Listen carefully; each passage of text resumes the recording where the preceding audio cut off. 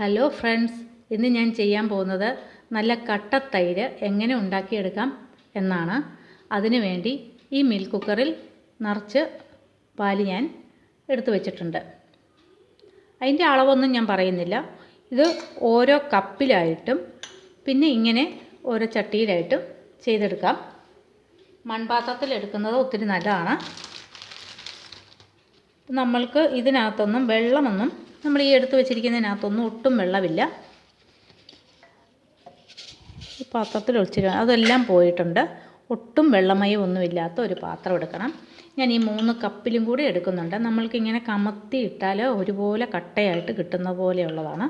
ഇപ്പോൾ എൻ്റെ കയ്യിലിരിക്കുന്ന തൈര് ഇത്രയേ ഉള്ളൂ. ഇത്രയും തൈരേ ഉള്ളൂ. ഇതിൽ നിന്നാണ് ഞാൻ ഇത്രയും പാലിനുള്ള ഒഴിക്കുന്നത്. നല്ല പോലെ നെയ്യ് കിട്ടുന്ന പാലാണ്. നെയ്യ് ഒത്തിരി കിട്ടും ഇതിനകത്തുനിന്ന്. ഫ്രിഡ്ജിൽ വെച്ചാൽ നല്ല കനത്തൽ നെയ്യ് കിട്ടുന്ന പാലാണ്. ഇതിപ്പോൾ ഞാൻ ഈ കുഞ്ഞ് സ്പൂൺ കണ്ടോ, കുഞ്ഞ് സ്പൂണാണ്. ഈ സ്പൂണിന് ഓരോ സ്പൂൺ ഈ കപ്പിലേക്ക് ഒഴിക്കുന്നുണ്ട്. കാണാമല്ലോ, ഓരോ സ്പൂൺ വീതം ഒഴിച്ചു. എന്നിട്ട് ചെറു ചൂട് പാലാണിത്. ഈ പാല് ഞാനിതിലേക്ക് ഒഴിച്ചു വയ്ക്കുന്നുണ്ട്.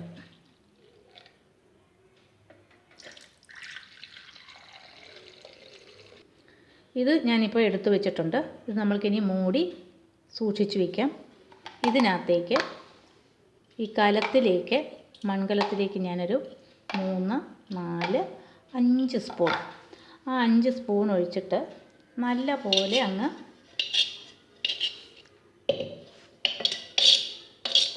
എല്ലായിടത്തും ഇങ്ങനെ ആക്കി കൊടുത്തിട്ടുണ്ട്.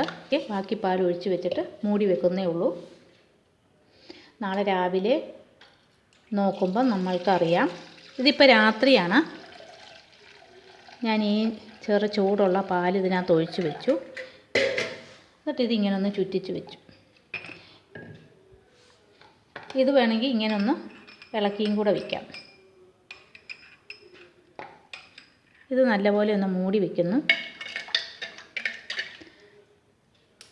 മൂടി വെച്ചിട്ട് നമ്മൾക്ക് നാളെ രാവിലെ നോക്കാം. ഇപ്പം രാവിലെ 9:30 ആയിട്ടുണ്ട്. വൈകിട്ട് 9, രാത്രി 9:30 ആയപ്പോഴാണ് ഞാനിത് വെച്ചിരുന്നത്, കാണിച്ചത്. ഇപ്പോൾ രാവിലെ 9:30 ആയപ്പോഴാണ്. ഇന്നലെ വൈകിട്ടെല്ലാം മഴയായിരുന്നു രാത്രിക്ക്. ഒത്തിരി തണുപ്പുള്ള സമയമാകുമ്പോൾ ഇത് ശരിയാകാൻ ഒരിച്ചിരി സമയമെടുക്കും. ഇതിപ്പോൾ 9:30 ആയപ്പോൾ ഞാനിത് എടുത്തു നോക്കി. ഇപ്പോൾ കണ്ട കറക്റ്റായിട്ട് വന്നിട്ടുണ്ട്. ആ മുകളിലത്തെ ആ പാട പോലെയുള്ളത് മാത്രം വെള്ളം പോലെ ഇങ്ങനെ കിടക്കുന്നതേ ഉള്ളൂ. ബാക്കിയെല്ലാം നല്ല കട്ടയായിട്ടാണ് ഇരിക്കുന്നത്. ഇതിനകത്തെ കാണിക്കാം. അതുപോലെ തന്നെയാണ് നല്ല മിനുസമുള്ളത്. നല്ല ഇങ്ങനെ മിനുസത്തിലിരിക്കുന്നത്. ചില തൈരിങ്ങനെ പിരിപിരേ ഇരിക്കുമല്ലോ, അങ്ങനല്ല. ആ നെയ്യ് മാറിക്കഴിഞ്ഞാൽ നല്ല മിനുസമായിട്ടാണ് ഇരിക്കുന്നത്. ഇപ്പം ഇത് നല്ല കട്ട തൈരായിട്ടുണ്ട്.